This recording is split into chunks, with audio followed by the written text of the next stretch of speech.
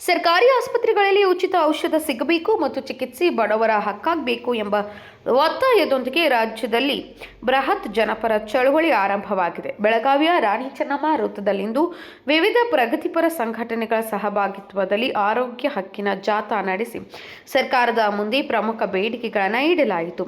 ಕರ್ನಾಟಕದಲ್ಲಿ ಆರೋಗ್ಯ ಎಲ್ಲರ ಹಕ್ಕಾಗಬೇಕು ಎಂಬ ಉದ್ದೇಶದೊಂದಿಗೆ ಆರೋಗ್ಯ ಎಲ್ಲರ ಹಕ್ಕು, ಉಚಿತ ಔಷಧ ಲಭ್ಯತೆ, ಮಾನವ ಹಕ್ಕು ಎಂಬ ಘೋಷವಾಕ್ಯದೊಂದಿಗೆ ಪ್ರಗತಿಪರ ಸಂಘಟನೆಗಳ ಸಹಭಾಗಿತ್ವದಲ್ಲಿ ಆರೋಗ್ಯ ಹಕ್ಕಿನ ಜಾಥಾ ನಡೆಸಲಾಯಿತು. ಬೆಳಗಾವಿಯ ರಾಣಿ ಚೆನ್ನಮ್ಮ ವೃತ್ತದಲ್ಲಿ ಜಾಥಾ ನಡೆಸಲಾಯಿತು. ನಂತರ ಮಾಧ್ಯಮಗೋಷ್ಠಿ ನಡೆಸಿ ಮಾತನಾಡಿದ ಡಾಕ್ಟರ್ ಗೋಪಾಲ್ ಧಾಬಡೆ ಅವರು, ಕಳೆದ ವರ್ಷ ಬಳ್ಳಾರಿ ಜಿಲ್ಲಾ ಆಸ್ಪತ್ರೆಯಲ್ಲಿ ಕಳಪೆ ಔಷಧದಿಂದ ತಾಯಂದಿರು ಮೃತಪಟ್ಟ ಘಟನೆ ವ್ಯವಸ್ಥೆಯ ವೈಫಲ್ಯಕ್ಕೆ ಸಾಕ್ಷಿಯಾಗಿದೆ. ಈ ಹಿನ್ನೆಲೆಯಲ್ಲಿ ಈ ವರ್ಷ ರಾಜ್ಯದ ಎಲ್ಲ 31 ಜಿಲ್ಲೆಗಳಲ್ಲಿ ಜಾಥಾವನ್ನು ಹಮ್ಮಿಕೊಳ್ಳಲಾಗಿದ್ದು, ಸರ್ಕಾರಕ್ಕೆ ಪ್ರಮುಖ 4 ಬೇಡಿಕೆಗಳನ್ನು ಸಲ್ಲಿಸಲಾಗುತ್ತಿದೆ ಎಂದರು. ಜಾಥಾದ ಪ್ರಮುಖ ಬೇಡಿಕೆಗಳೆಂದರೆ ಸರ್ಕಾರಿ ಆಸ್ಪತ್ರೆಗಳಲ್ಲಿ ಗುಣಮಟ್ಟದ ಔಷಧಗಳು ಸಂಪೂರ್ಣ ಉಚಿತವಾಗಿ ದೊರೆಯಬೇಕು ಮತ್ತು ವೈದ್ಯರು ಹೊರಗಿನ ಅಂಗಡಿಗಳಿಗೆ ಔಷಧ ಬರೆಯುವುದನ್ನು ನಿಲ್ಲಿಸಬೇಕು. ರಾಜಸ್ಥಾನ ಮಾದರಿಯಲ್ಲಿ ಕರ್ನಾಟಕದಲ್ಲೂ ಆರೋಗ್ಯ ಹಕ್ಕು ಕಾಯ್ದೆ ಜಾರಿಯಾಗಬೇಕು ಎಂದು ಅವರು ಒತ್ತಾಯಿಸಿದರು. ಅಲ್ಲದೆ ಖಾಸಗಿ ಆಸ್ಪತ್ರೆಗಳ ದುಬಾರಿ ಶುಲ್ಕಕ್ಕೆ ಮಿತಿ ಹೇರಬೇಕು ಹಾಗೂ 7 ಜಿಲ್ಲಾ ಆಸ್ಪತ್ರೆಗಳನ್ನು PPP ಮಾದರಿಯಲ್ಲಿ ಖಾಸಗೀಕರಣ ಮಾಡುವ ಸರ್ಕಾರದ ನಿರ್ಧಾರವನ್ನು ಕೂಡಲೇ ಕೈಬಿಡಬೇಕು ಎಂದು ಆಗ್ರಹಿಸಲಾಯಿತು. ಈ ಹೋರಾಟವು ಕೇವಲ ಜಾಥಾಕ್ಕೆ ಸೀಮಿತವಾಗದೆ ಜನಸಾಮಾನ್ಯರಿಗೆ ನ್ಯಾಯ ಸಿಗುವವರೆಗೂ ಮುಂದುವರಿಯಲಿದೆ ಎಂದು ಸಂಘಟಕರು ಎಚ್ಚರಿಸಿದ್ದಾರೆ. ಎಲ್ಲರಿಗೂ ನಮಸ್ಕಾರ. ನನ್ನ ಹೆಸರು ಡಾಕ್ಟರ್ ಗೋಪಾಲ್ ಧಾಬಡೆ. ನಾನು ಧಾರವಾಡದವನು. ನಾನೊಬ್ಬ ವೈದ್ಯ. ನಾನು ಡ್ರಗ್ ಆ್ಯಕ್ಷನ್ ಫೋರಮ್ ಕರ್ನಾಟಕ ಅನ್ನೋ ಒಂದು ಸಂಸ್ಥೆ ಒಟ್ಟಿಗೆ ಕೆಲಸ ಮಾಡ್ತಾ ಇದ್ದೀನಿ. ಇವತ್ತಿನ ದಿವಸ ಡ್ರಗ್ ಆ್ಯಕ್ಷನ್ ಫೋರಮ್ ಕರ್ನಾಟಕ ಜೊತೆ ಕರ್ನಾಟಕ ರಾಜ್ಯಾದ್ಯಂತ 35 ಜನಪರ ಸಂಘಟನೆಗಳು ಕೈ ಜೋಡಿಸಿದ್ದಾವೆ.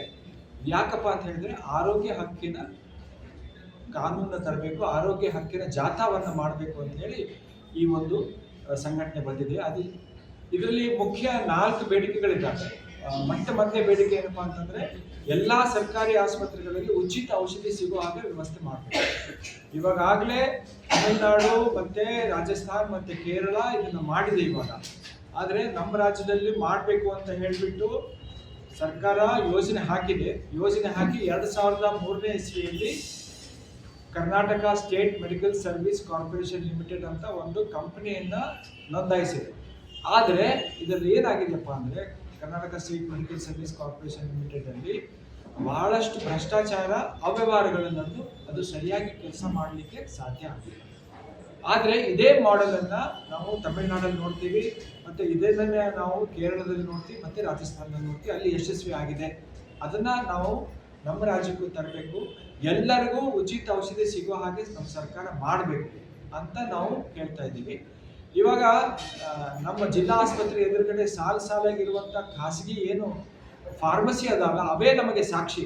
ನಮ್ಗೆ ಯಾವ ರೀತಿಯಾಗಿ ಉಚಿತ ಔಷಧ ಸಿಗ್ತಾ ಇಲ್ಲ ಅಂತ. ಅದೇ ನೀವು ತಮಿಳುನಾಡಲ್ಲಿ ಹೋಗಿ ನೋಡಿದ್ರೆ ಜಿಲ್ಲಾ ಆಸ್ಪತ್ರೆ ಎದುರುಗಡೆ ಖಾಸಗಿ ಫಾರ್ಮಸಿಗಳು ಸಿಗೋದಿಲ್ಲ. ಇದು ನಮಗೆ ಒಂದು ಖಚಿತ ಲಭ್ಯ ಏನಪ್ಪ ಅಂತಂದರೆ, ಉಚಿತ ಔಷಧಿ ಅಲ್ಲಿ ಲಭ್ಯ ಇದೆ, ನಮ್ಮಲ್ಲಿ ಇಲ್ಲ. ಸೊ ಇದು ನಾವು ಯಾಕೆ ಹೇಳ್ತಾ ಇದ್ದೀವಿ ಅಂದರೆ, ಒಂದ್ಸರಿ ಕಾಯಿಲೆ ಬಿದ್ದರೆ 60-70% ಹಣ ಏನಿದೆ ಅದು ಔಷಧಿ ಮೇಲೆ ಖರ್ಚಾಗ್ತದೆ. ಸೊ ಆದ್ದರಿಂದ ಔಷಧಿಗಳು ಉಚಿತವಾಗಿ ಲಭ್ಯ ಆಗುವ ಹಾಗೆ ಮಾಡೋದು ಸರ್ಕಾರದ ಜವಾಬ್ದಾರಿ ಮತ್ತು ಅದ್ರ ಕೆಲಸ ಅಂತ ನಮ್ಮದು ಒಂದು ಮುಖ್ಯ ಬೇಡಿಕೆ. ಎರಡನೇ ಬೇಡಿಕೆ ಏನಪ್ಪ ಅಂತಂದರೆ, ಕರ್ನಾಟಕದಲ್ಲಿ ಆರೋಗ್ಯ ಹಕ್ಕಿನ ಕಾಯ್ದೆಯನ್ನು ತರಬೇಕು ಅಂತ. ಇವಾಗಲೇ ನಮ್ಮ ದೇಶದಲ್ಲಿ ರಾಜಸ್ಥಾನ ಸರ್ಕಾರ 2023ನೇ ಇಸ್ವಿಯಲ್ಲಿ ಈ ರೀತಿಯಾದಂಥ ಒಂದು ಕಾನೂನನ್ನು ತಂದಿದೆ. ಈ ಕಾನೂನು ಅಡಿಯಲ್ಲಿ ಏನಪ್ಪ ಅಂತ ಹೇಳಿದ್ರೆ, ಈ ರಾಜ್ಯದ ಪ್ರತಿಯೊಬ್ಬ ಪ್ರಜೆಗೂ ಹಕ್ಕಿದೆ, ಚಿಕಿತ್ಸೆಯನ್ನು ಪಡೆಯುವಂಥ ಹಕ್ಕಿದೆ. ಆ ಹಕ್ಕನ್ನು ಪಡೆದು ಅವರು ಚಿಕಿತ್ಸೆಯನ್ನು ಗುಣಪಡಿಸಬೇಕು. ಇವಾಗ ಏನಾಗ್ತದೆ ಅಂತ ಹೇಳಿದ್ರೆ, ಯಾವುದೇ ಒಬ್ಬ ವ್ಯಕ್ತಿ ಸರ್ಕಾರಿ ಆಸ್ಪತ್ರೆಗೆ ಹೋದರೆ ನಮ್ಮ ಬೆಡ್ಸ್ ಫುಲ್ಲಾಗಿ ನಾವು ಹೋಗ್ಬಿಡೋದಿಲ್ಲ. ಆದರೆ ಈ ಕಾಯಿಲೆ ಬಂದಮೇಲೆ ಆಗೇನೂ ಆಗಿಲ್ಲ, ಅವರು ಬೇರೆ ಎಲ್ಲಾದರೂ ಒಂದು ವ್ಯವಸ್ಥೆ ಮಾಡಬೇಕಾಗ್ತದೆ. ಸೊ ಈ ರೀತಿಯಾದಂಥ ಒಂದು ಪರ್ಯಾಯ ವ್ಯವಸ್ಥೆ ಮಾಡಲಿಕ್ಕೆ ಈ ಕಾನೂನು ಇದೆ. ಮತ್ತು ಇದು ಬಹಳಷ್ಟು ದೇಶಗಳಲ್ಲಿ, ನಮ್ಮ ದೇಶ ಸುತ್ತಮುತ್ತ ಇರುವಂಥ ದೇಶಗಳಲ್ಲಿ ಇವಾಗಲೇ ಈ ರೀತಿ ಕಾನೂನು ಬಂದಿದೆ. ಒಂದು ಉದಾಹರಣೆ ಹೇಳಬೇಕಂದ್ರೆ, ಥೈಲ್ಯಾಂಡಲ್ಲಿ ಬಂದಿದೆ, ಆಮೇಲೆ ನೇಪಾಳದಲ್ಲಿ ಬಂದಿದೆ, ಶ್ರೀಲಂಕಾದಲ್ಲಿ ಬಂದಿದೆ. ಅದೇ ರೀತಿಯಾದಂಥ ಕಾನೂನು ನಮ್ಮ ರಾಜ್ಯಕ್ಕೆ ನಾವು ತರಬೇಕು ಅಂತ ನಾವು ಕೇಳ್ಕೊಳ್ತಾ ಇದ್ದೀವಿ. ಇದು ಎರಡನೇ ಬೇಡಿಕೆ. ಮೂರನೇ ಬೇಡಿಕೆ ಏನಪ್ಪಾ ಅಂತಂದರೆ, ಸರ್ಕಾರ 7 ಜಿಲ್ಲಾ ಆಸ್ಪತ್ರೆಗಳನ್ನ ಖಾಸಗೀಕರಣ ಮಾಡಲಿಕ್ಕೆ ಹೋಗ್ತಾ ಇದೆ. ಅದನ್ನು ವಿರೋಧಿಸ್ತಾ ಇದ್ದೀವಿ. ಆ ಖಾಸಗೀಕರಣವನ್ನು ನಿಲ್ಲಿಸಬೇಕು.